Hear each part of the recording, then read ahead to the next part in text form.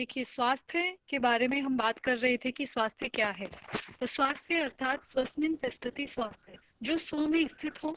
स्वास्थ्य वो जिसको लेकर के जब व्यक्ति स्वस्थ होगा तो वो मानव मूल्यों की पूर्ति कर पाएगा, अपने कर्तव्यों का पूरी तरीके से पालन कर पाएगा। और यही सब क्या है, एक स्वस्थ व्यक्ति की पहचान है। अलग अलग शास्त्रों में अलग अलग परिभाषाएं मिलती हैं स्वास्थ्य को लेकर के। जब स्वास्थ्य केवल व्याधि का ना होना ही नहीं है, स्वास्थ्य वो है जिसमें व्यक्ति संपूर्ण रूप से संपूर्ण स्वास्थ्य को प्राप्त करे। जैसे WHO के अनुसार भी अलग अलग परिभाषाएं मिलती हैं। पहले इन्होंने आध्यात्मिक स्वास्थ्य को उसमें ऐड नहीं किया था, स्वास्थ्य के आध्यात्मिक पक्ष को ऐड नहीं किया था, लेकिन बाद में बहुत सारे रिसर्चेस और बहुत सारे सर्वेज के बाद में WHO को ऐसा लगा कि एक स्वस्थ व्यक्ति को हम तभी डिफाइन कर सकते हैं जबकि न केवल वो मानसिक, शारीरिक और सामाजिक रूप से स्वस्थ हो, बल्कि वो आध्यात्मिक रूप से भी स्वस्थ हो। तो बाद में इन्होंने डेफिनेशन दी कि health is a state of complete physical, mental, spiritual and social well-being and not merely the absence of disease or infirmity। ठीक है, अर्थात स्वास्थ्य जो है वो केवल रोगों अथवा अपंगता की अनुपस्थिति ही नहीं है, बल्कि एक संपूर्ण शारीरिक, मानसिक, सामाजिक और आध्यात्मिक कल्याण की स्थिति है। ठीक है, ये क्या है, ये WHO के अनुसार परिभाषा है, जो कि मोस्ट ऑफ द एग्जाम में भी पूछ ली जाती है कि WHO ने बाद में कौन से पक्ष को जोड़ा या कौन सा पक्ष जो है स्वास्थ्य का वो WHO के अनुसार नहीं दिया गया है। तो इस ऐसा कुछ करके प्रश्न बन जाते हैं। तो यहाँ पे जो पूर्ण स्वास्थ्य की प्राप्ति होती है वो शारीरिक और मानसिक, सामाजिक व आध्यात्मिक इन सभी पक्षों को लेकर के ही एक व्यक्ति को स्वस्थ घोषित किया जाता है। फिर हम चर्चा कर लेते हैं अलग अलग शास्त्रों में स्वास्थ्य के विषय में अलग अलग परिभाषाएं, अर्थ देखने को मिलते हैं। जैसे कि महर्षि चरक ने अपने चरक सूत्र में पहले अध्याय के 15वें श्लोक में इन्होंने बताया है कि धर्म अर्थ काम मोक्षाणाम आरोग्यम मूलमुत्तम। अर्थात एक व्यक्ति के पास यदि आरोग्य है तभी वो धर्म, अर्थ, काम, मोक्ष इन सभी की प्राप्ति करने के लिए पूर्ण रूप से क्या है, सक्षम हो सकता है। अपितु यदि वो उसके पास इन आरोग्य ही नहीं है तो किस प्रकार से वो धर्म की प्राप्ति करेगा, क्योंकि जब उसमें मानव मूल्यों की कोई उत्कंठा ही नहीं है, किसी प्रकार से कोई उत्कर्ष ही नहीं है, तो ना तो जब वो स्वस्थ नहीं रहेगा, ना शरीर से न मन से, तो ना धर्म का पालन कर पाएगा, ना जीविकोपार्जन जिसे कि अर्थ का उपार्जन कर पाएगा, ना ही काम की प्राप्ति हो पाएगी और ना ही मोक्ष के लिए वो अग्रसर होगा। तो ये सारी जो क्रियाएं हैं इनका जो मूल है वो आरोग्य है। ठीक है, आरोग्य अर्थात के स्वास्थ्य। जो व्यक्ति स्वस्थ है तो वो इन सारी क्रियाओं को, इन सभी पक्षों को प्राप्त करने के लिए तत्पर रहेगा। वहीं दूसरा जो वर्णन मिलता है, स्वास्थ्य की परिभाषा मिलती है चरक सूत्र में ही। इसमें महर्षि चरक कहते हैं कि शरीर इंद्रिय सत्वात्म संयोगो धारी जीवितम, कि जीवित जो है जिसमें वो पुरुष शरीर, जिसकी इंद्रिय, जिसका सत्व अर्थात के मन, ये सभी क्या है, आत्मा का संयोग है। अर्थात ये जो चारों पक्ष जो ऊपर बताए गए हैं, धर्म, अर्थ, काम, मोक्ष, तो ये जीवित व्यक्ति, जो जिस जीवित व्यक्ति के अंदर में क्या क्या है, आत्मा है, सत्व है, इंद्रिय है और शरीर है। सबसे पहले शरीर है, इंद्रिय है, सत्व है और आत्मा है। तो ये सारी चीजें जिसके अंदर में है वही आरोग्य को प्राप्त करके और इन चारों पक्षों को जो कि ऊपर बताए गए हैं इनकी प्राप्ति करने में सक्षम होगा। और इन्हीं चारों पक्षों को महर्षि चरक ने क्या है, एक जीवन की आयु के रूप में उन्होंने इसे प्रदत्त किया है, बताया है कि ये क्या है, व्यक्ति की आयु है। आयु में सामाजिक आयु होती है, व्यक्ति की मानसिक आयु होती है। जैसे सामाजिक आयु में हितायु, अहितायु होती है, मानसिक आयु में सुखायु और दुखायु। ये सभी अलग अलग उनको कैटेगराइज किया गया है। तो यहाँ पे क्या है, कुछ अलग जैसे परिभाषाएं देखने को मिलती हैं।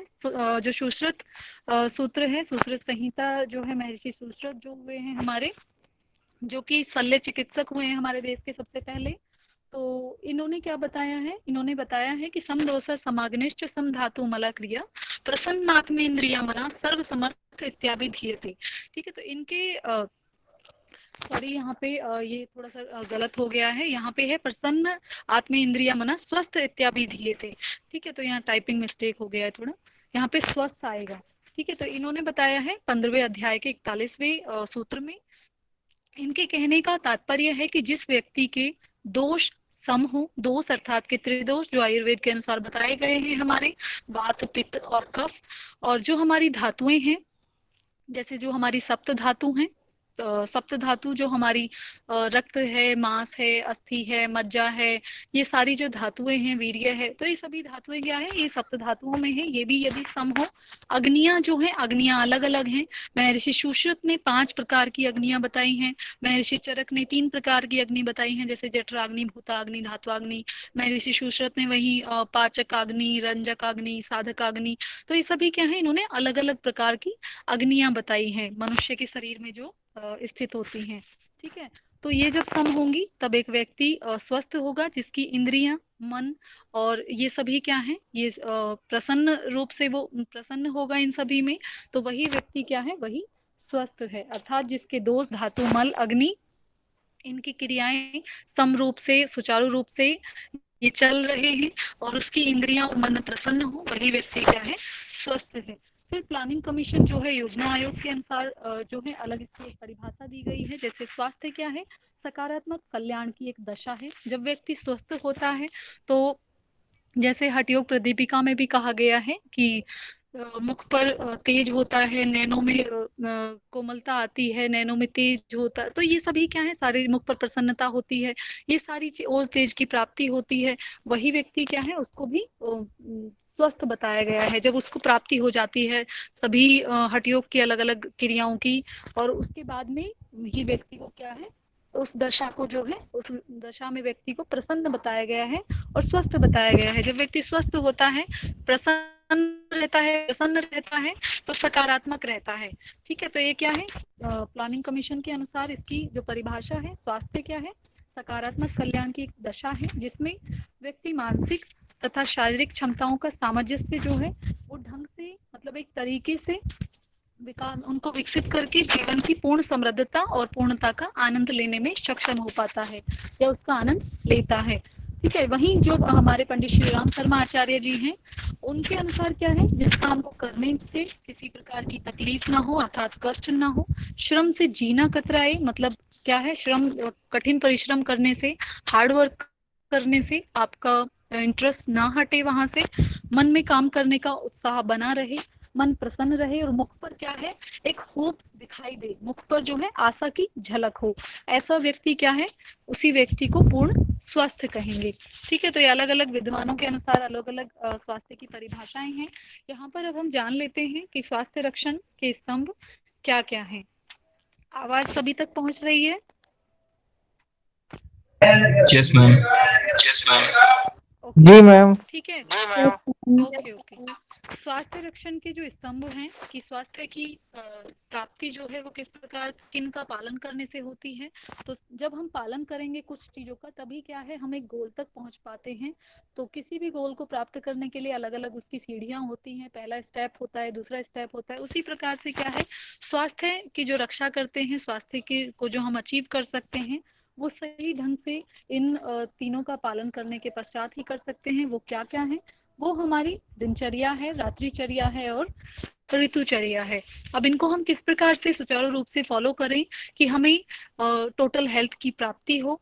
तो जो हमारी दिनचर्या है उसमें हमारी नित्य प्रतिक्रियाएं होनी चाहिए, वो सही ढंग से होनी चाहिए। जिस प्रकार से हम सुबह उठते हैं, ब्रह्म मुहूर्त में जागरण हो, और सभी चीजें जो हैं वो अनुशासन में आकर के, पूरी तरीके से अनुशासनबद्ध होकर के उन क्रियाओं का पालन हो। नित्य प्रतिक्रियाएं हो, जैसे सुबह उठ करके दंत धावन होता है, जलपान, आप जल ग्रहण करते हैं, फिर सारी चीजें होती हैं। तो ये क्या है, मुख शोधन हो गया, स्नान हो गया, ईश्वर चिंतन बहुत आवश्यक होता है, स्वाध्याय हो गया, फिर तत्पश्चात जलपान, ये सारी क्रियाएं क्या है, ये सभी एक दिनचर्या का हिस्सा होती हैं। आपका संपूर्ण दिन का भोजन के अलग अलग समय पे ग्रहण करना, तो वो सभी चीजें क्या है, यदि एक समय पे नियत समय बनाएंगे आप हर एक चीज का कि इतने से इतने समय में ये कार्य फिनिश करना है, इतने टाइम टेबल जिसे आप कहते हैं, समय सारणी, तो वो क्या है, आप उसे डे चार्ट भी बोल सकते हैं, दिन का पूरे का जो आपका पत्रक होता है कि किस प्रकार से आप अपने संपूर्ण दिन की अवधि को, समय को व्यतीत करेंगे, किस समय कितना क्या करना है। जैसे हर चीज के लिए एक समय डिसाइड होता है, जैसे ये कक्षा भी क्या है 2 से 3 हो रही है ना, किसी भी ऐसे असंयमित समय पे नहीं हो सकती कोई भी चीज। तो ये क्या है, ये हमारी दिनचर्या में ये सभी चीजें आ जाती हैं।